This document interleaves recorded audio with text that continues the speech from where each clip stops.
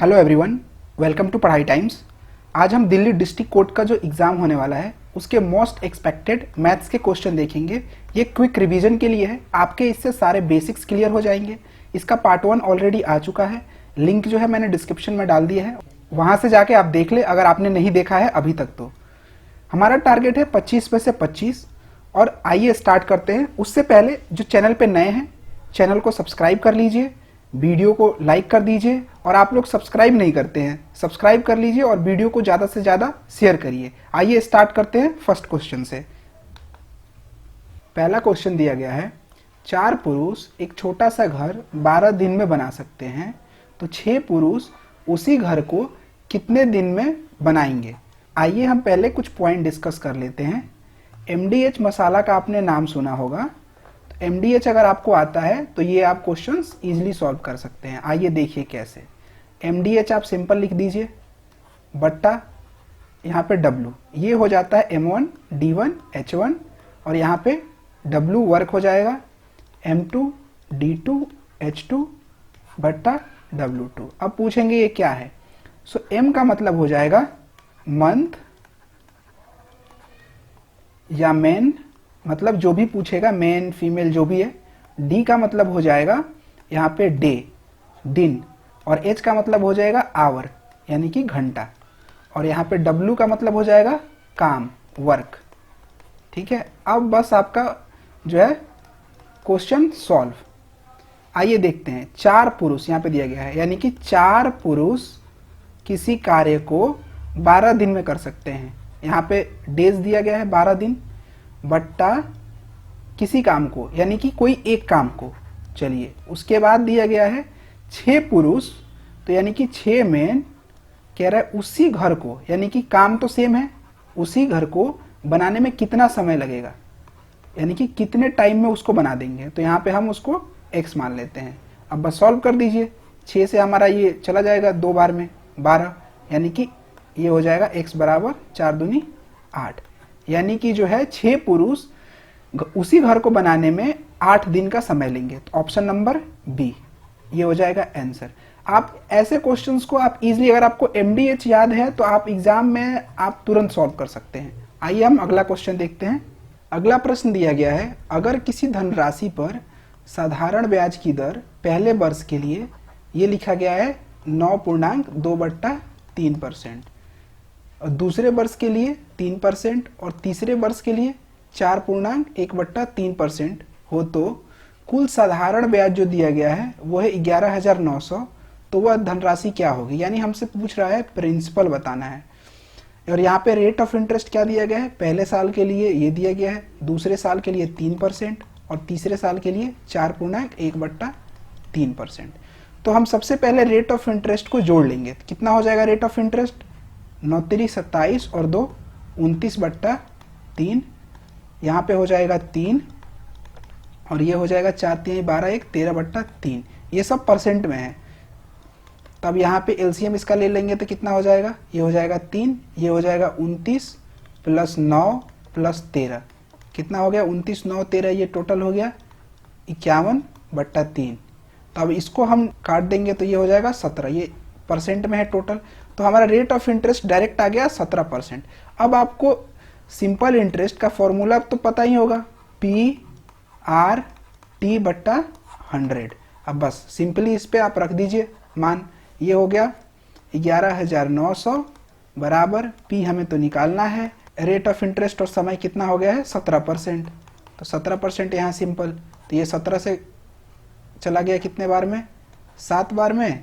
यहाँ पे बट्टा में ये परसेंट हटाएंगे तो आ जाएगा 100, तो ये हो गया P बराबर हो जाएगा 700 × 100 बराबर हो गया 70,000। Option number B. ये आप बहुत ही आसानी से सॉल्व कर सकते हैं। मैंने इतना एक्सप्लेन किया है आपको समझाने के लिए। आप एग्जाम में अगर आपका कैलकुलेशन अच्छा है तो आप इजीली सॉल्व कर सकते हैं इसको 30 से 40 सेकंड में। आइए हम अगला प्रश्न देखते हैं। अगला प्रश्न दिया गया है, एक संख्या को 15 से विभाजित करने पर शेषफल 4 प्राप्त होता है। यदि संख्या 4 अंकीय की सबसे बड़ी संख्या है तो उस संख्या के अंकों का योगफल क्या है।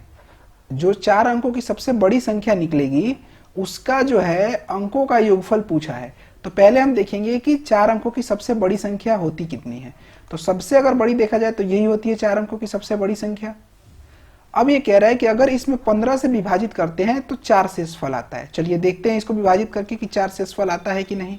तो यहाँ पे हमने लिख लिया और 15 से आप इसको सिंपल भाग दे देंगे तो ये कितना हो जाएगा, यहाँ पे 90, यहाँ 9 उतरा, फिर यहाँ पे 9, फिर ये क्या हो जाएगा 90, फिर यहाँ पे 9, फिर यहाँ पे 9, ये कितना हो जाएगा फिर 90।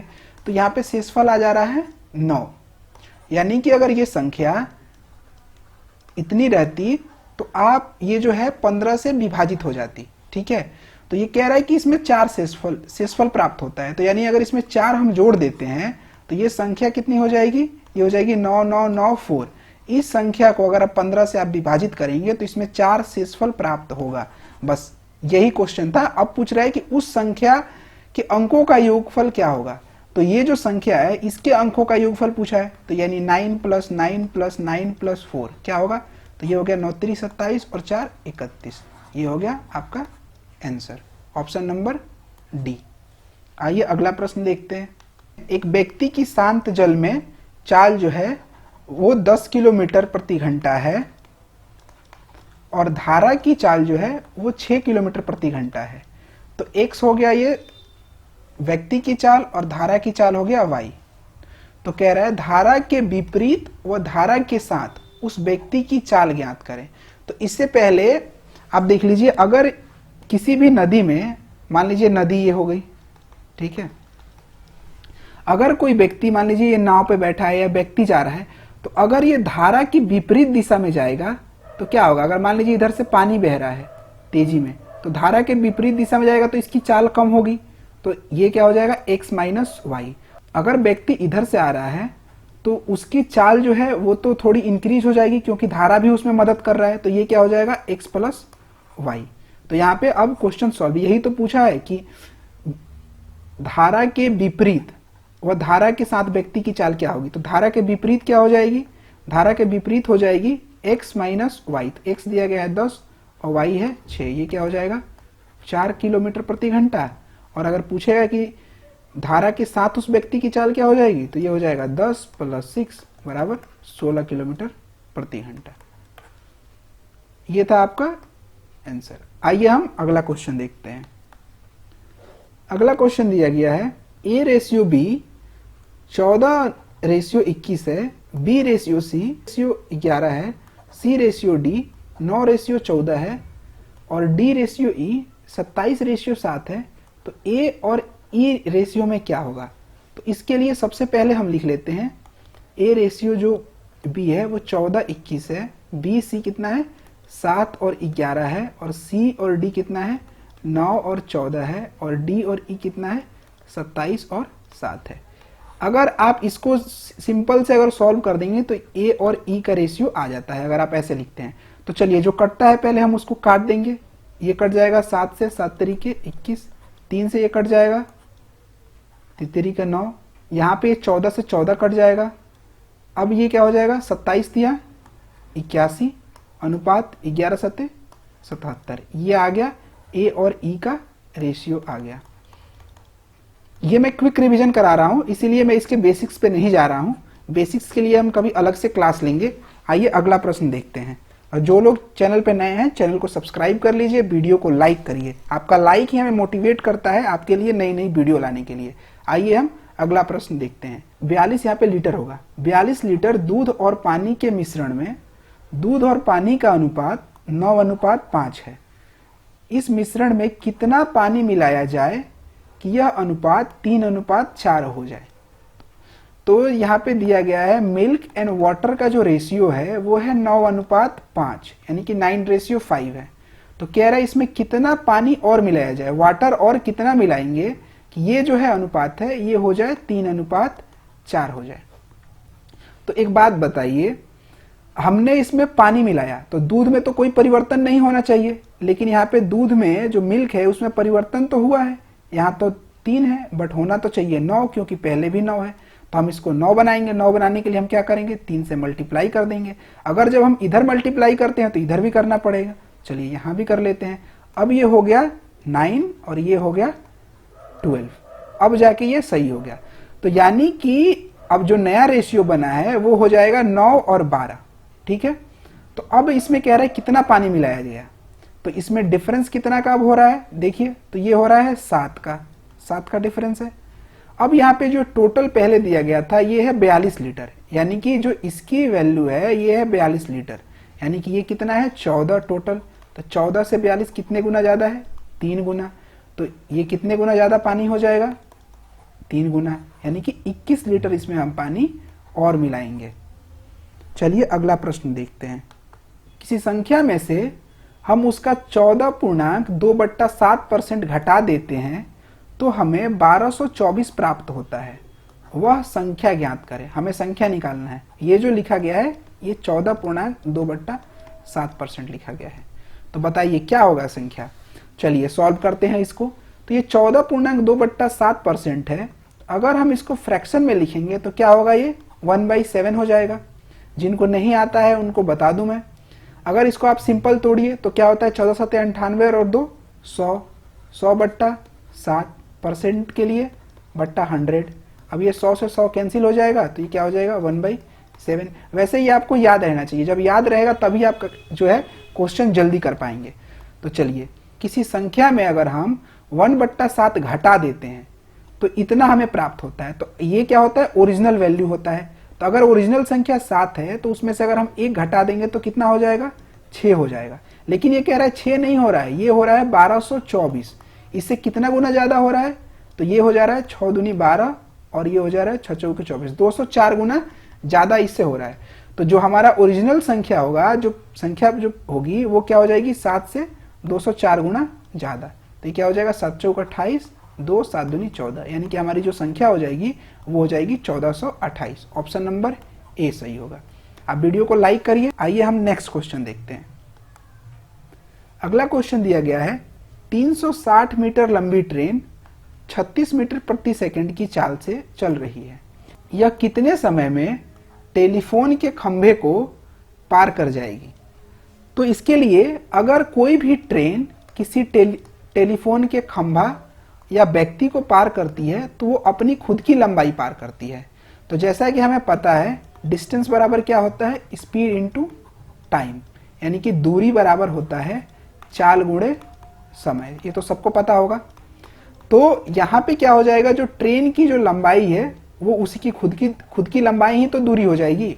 तो यहाँ पे क्या हो जाएगा, 360 मीटर। स्पीड इसका कितना है, 36 मीटर प्रति सेकेंड है, 36 मीटर प्रति सेकेंड। और हमें समय निकालना है, तो ये क्या हो जाएगा, 36 से ये चला जाएगा 10 बार में, यानी कि 10 मीटर प्रति सेकेंड हो जाएगा हमारा आंसर। अगर किलोमीटर में दिया हो, इस पे आप ध्यान दीजिएगा, अगर ऑप्शन में अगर किलोमीटर में दिया हो तो हम इसको सिर्फ किलोमीटर में चेंज करने के लिए क्या कर देंगे, 18/5 से हम इसको गुणा कर देंगे। तो ये हो जाएगा 5 दूना 10, 18 दूना 36 किलोमीटर प्रति घंटा। यहाँ पे आप नोट करके लिख लीजिए, किलोमीटर से मीटर प्रति सेकंड में बदलने के लिए हमको 5/18 से गुणा करना पड़ता है, और मीटर प्रति सेकंड से किलोमीटर प्रति घंटा में बदलने के लिए हमको 18/5 से गुणा करना पड़ता है। चलिए आइए अगला प्रश्न देखते हैं। अगला प्रश्न दिया गया है, क्रय मूल्य और विक्रय मूल्य का अनुपात जो है 8:9 है। तो लाभ का प्रतिशत होगा, लाभ का प्रतिशत हमें निकालना है। तो यहाँ पे क्रय मूल्य सीपी और एसपी, क्रय मूल्य को हम क्या कहते हैं, कॉस्ट प्राइस इंग्लिश में, और विक्रय मूल्य को सेलिंग प्राइस। तो यहाँ पे सीपी जो है उसका अनुपात दिया गया है 8 और एसपी का अनुपात दिया गया है 9। मैंने आपको कल भी बताया था कि अगर लाभ प्रतिशत पूछता है तो क्या होता है, प्रॉफिट बट्टा सीपी। तो यहाँ कितने का प्रॉफिट है, ये 8 और 9 के रेशियो में दिया गया है। तो आप देख सकते हैं कि कोई वस्तु 8 रुपए में खरीद के अगर 9 रुपए में बेचता है तो उसको कितने का प्रॉफिट होगा, कितने का लाभ होगा, 1 रुपए का लाभ होगा। कितने रुपए पे लाभ होगा, 8 रुपए पे लाभ होगा। 1/8, 1/8 क्या होता है, 12.5% होता है। अगेन आपको ये जो है याद होना चाहिए फ्रैक्शन, अगर याद नहीं है तो 1/8 आप इसको फ्रैक्शन में बदलना है तो 100 से गुणा कर दीजिएगा। 100 से गुणा करेंगे तो ये क्या हो जाएगा, 12, 12/96 और यहाँ पे 4/8, यानी 1 से कट जाएगा 1/2, 12.5% आपका आंसर आ जाएगा। आइए हम अगला प्रश्न देखते हैं। अगला प्रश्न दिया गया है, यदि 2500 रुपये को 8% की दर से साधारण ब्याज पर 4 वर्ष के बाद कितना ब्याज मिलेगा। तो यहाँ पे जो है प्रिंसिपल दिया गया है 2500 रुपये, रेट ऑफ इंटरेस्ट आपका दिया गया है 8% और टाइम यहाँ पे दिया गया है 4 साल। तो पूछा क्या है आपसे, साधारण ब्याज, यहाँ पे आपको ऐसा ही निकालना है। तो ये तो बहुत ही सिंपल है, आपको साधारण ब्याज की फॉर्मूला पता होगी, PRT/100। बस आप इस पे आपको वैल्यू रख देनी है। ये हो गया 2500 गुणे परसेंट दे दिया है 8% इंटू 4 बट्टा में 100। तो ये हो गया 10 से 10, उसके बाद यहाँ से 25 चौके 100 और बराबर 800। आप ऐसे भी कर सकते थे 8 चौके 32। यहाँ पे अगर रेट ऑफ इंटरेस्ट आप सिंपल इन दोनों को मल्टीप्लाई करके भी आप बना सकते थे। तो ये हो जाएगा 2500 गुणे 32%, 2500 का निकाल दीजिए, ये भी हो गया आपका 800। Option number A. आइए हम नेक्स्ट क्वेश्चन देखते हैं। सो आज के लिए बस इतना ही रखते हैं दोस्तों, और ये आज के मोस्ट एक्सपेक्टेड मैथ्स के क्वेश्चन थे और आई होप आप लोगों को मज़ा आया होगा इस क्लास में। अगर आपको मज़ा आया तो आप कमेंट करिए, वीडियो को लाइक करिए, ज़्यादा से ज़्यादा शेयर करिए, खुश रहिए, मुस्कुराते रहिए and see you in the next video. और जिन लोगों ने सब्सक्राइब नहीं किया है आप सब्सक्राइब कर दीजिए। Thank you very much.